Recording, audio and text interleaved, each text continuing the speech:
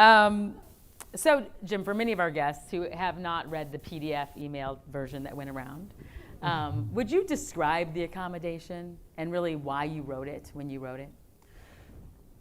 That's a question. People ask me why I wrote it, and I realized recently that I've offered a bunch of answers over the years, and I don't think any of them quite got to it. I looked back at the book recently. I hadn't reread it in a long time, and I was half my current age when I wrote it.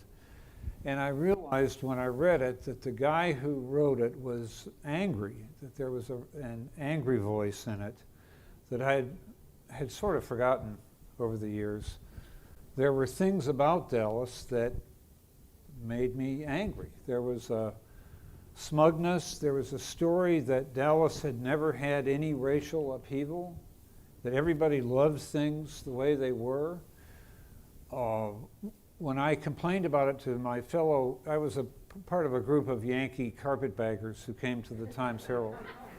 And I would talk to them about it, and they'd say, you just don't like it because everybody here gets along. Thank you for that introduction, Chris.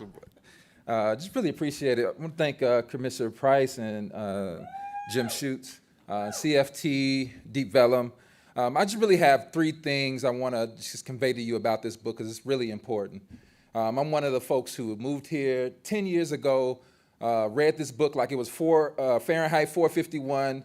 People were whispering about it like it was a secret. And it tripped me out. I'm from South Side of Chicago, and I know the people in here, because there's some amazing people in here doing amazing work, want to see a city that's better. And so, number one, read this book with other people. Do not read this book alone. I want to shout out my sister, Bimnet. Bim came to me. She's been in Dallas for most of her life. She's an immigrant here, but she's been in Dallas most of her life, went to high school here, and she went to an event with Jim Schutz and a local playwright who is now on a large TV show, and said, I didn't know anything about my city. Jerry, can you do something for me? And she said, I want to start a book club. And if anybody knows me, I love books.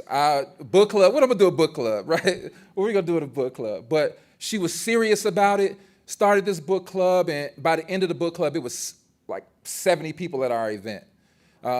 We read this book for 6 months, slow read the book and had deep conversations about it. And I know the people were better for it and they were activated to do something in the city. So do not read this book alone, read it with other people.